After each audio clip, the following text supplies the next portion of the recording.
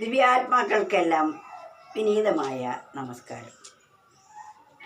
നമ്മൾ പറയാറുണ്ട്, ഇപ്പോൾ എനിക്ക് നല്ല കാലമാണ്, ഇപ്പോൾ എനിക്ക് കുറച്ച് ചീത്ത കാലമാണ് എന്നൊക്കെ പറയാറുണ്ട്.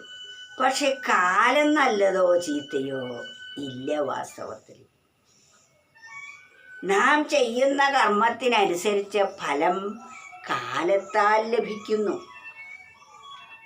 അതിനാൽ നല്ല കാലമോ ചീത്ത കാലമോ ഇല്ല. വേനൽക്കാലം നല്ലത്, മഴക്കാലം ചീത്ത എന്ന് പറയാൻ പറ്റുമോ? ഏത് കാലമാണ് നല്ലതും ചീത്തയും? നമ്മുടെ മനോഭാവമാണ് കാലം നല്ലതോ ചീത്തയോ എന്ന്. എപ്പോഴും ഏത് കാലവും നല്ലതാണെന്ന് ഭാവിച്ചാൽ നമുക്ക് നല്ല കാലം മാത്രമേ ഉണ്ടാവുകയുള്ളൂ. അത് കാലത്തിന് കർമ്മത്തിനനുസരിച്ചാണ് കാലം നന്നാവുന്നത്. നമുക്ക് കർമ്മം ചെയ്യണമെങ്കിൽ കാലം അനിവാര്യമാണ്. കാലം എന്നാൽ സമയം. എന്തിനും സമയം അത്യാവശ്യമാണ്. കർമ്മത്തിനൊത്തപ്പോൾ കാലം പ്രവർത്തിപ്പൂ. നമ്മൾ ഏത് തരത്തിലുള്ള കർമ്മമാണോ ചെയ്യുന്നത് അതിനനുസരിച്ചാണ് കാലം പ്രവർത്തിക്കുന്നത്. കർമ്മത്തിനൊത്തപ്പോൾ കാലം പ്രവർത്തിപ്പൂ. കാലത്തിന് ഔദാര്യശീലമില്ല.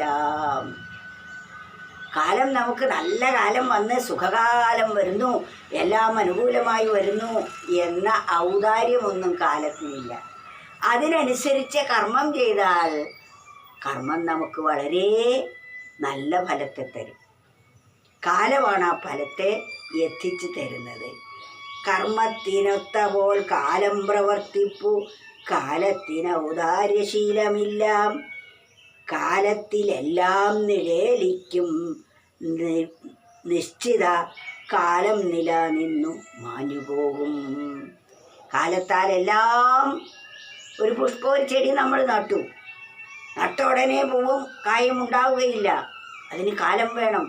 ആ ചെടി മണ്ണിലിട്ട് അത് മുളച്ച് അത് ചെറിയ ചെറിയ ഇലകൾ വന്ന് അത് പുഷ്പിച്ച് വളർന്ന് കൊമ്പും ചില്ലകളുമായി വരുന്നു.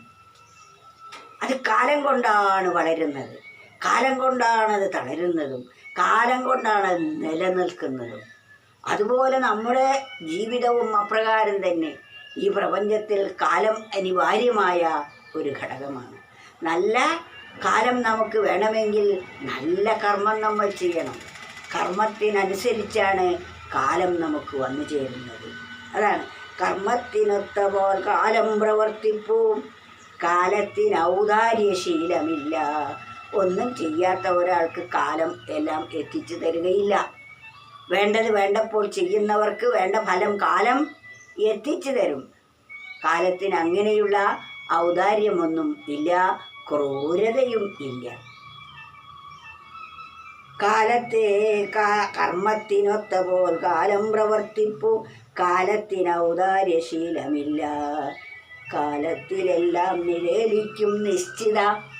കാലത്താൽ എല്ലാം നമുക്ക് വന്നു ചേരും. നിശ്ചിത കാലം നിലനിന്നു മാഞ്ഞുപോകും.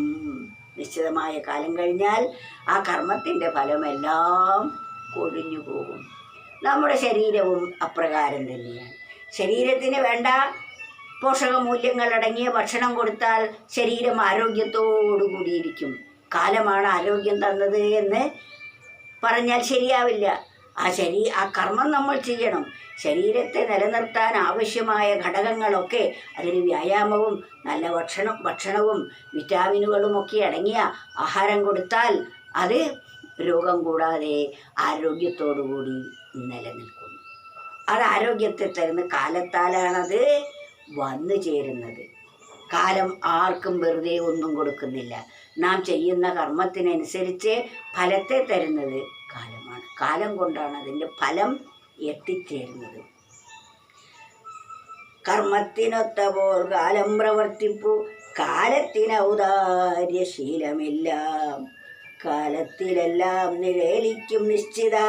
കാലം നിലനിന്നു മാഞ്ഞുപോകും.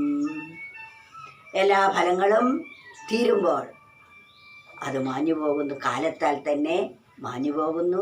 കാലം അതിനെ നമുക്ക് എത്തിച്ചു തരുന്നു. കാലം നമുക്ക് ഭുജിക്കാനുള്ള അവസരം തരുന്നു. കാലം തന്നെ അത് നിശ്ചിത കാലം കഴിഞ്ഞാൽ അത് മറന്നു പോവുകയും ചെയ്യും. ഇപ്രകാരമാണ് കാലമാണ്, കർമ്മം ആണ് നമ്മുടെ കാലത്തെ വരുത്തുന്നതും. കാലം നമുക്ക് സുഖകരമാവണമെങ്കിൽ കർമ്മം നന്നാവണം. കാലം നമുക്ക് ദുഃഖം തരാൻ കാരണം നമ്മുടെ കർമ്മം തന്നെയാണ്. ആ കർമ്മം കാലം കൊണ്ട് നമുക്ക് എത്തിച്ചു തരുന്നു. അല്ലാതെ കാലം ഒരാൾക്ക് സുഖമോ വേറെ ഒരാൾക്ക് ദുഃഖമോ കൊടുക്കുന്നില്ല. കാലം എല്ലാത്തിനും സർവ സാക്ഷിയാണ്. നമ്മുടെ മരണത്തിനും സമയം കാലം വന്നു എന്ന് നമ്മൾ പറയാറുണ്ട്.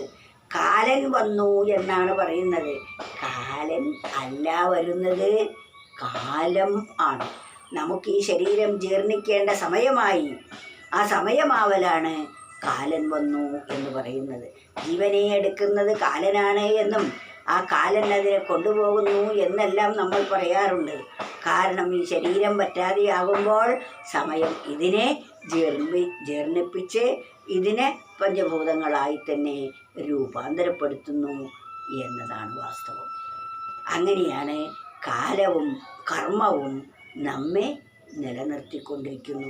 സുഖദുഃഖാദികളെല്ലാം തരുന്നത്, ജീവിതത്തെ നന്നാക്കുന്നതും ചീത്തയാക്കുന്നതും കർമ്മത്തിനനുസരിച്ച് കാലമാണ് പ്രവർത്തിപ്പിക്കുന്നത്.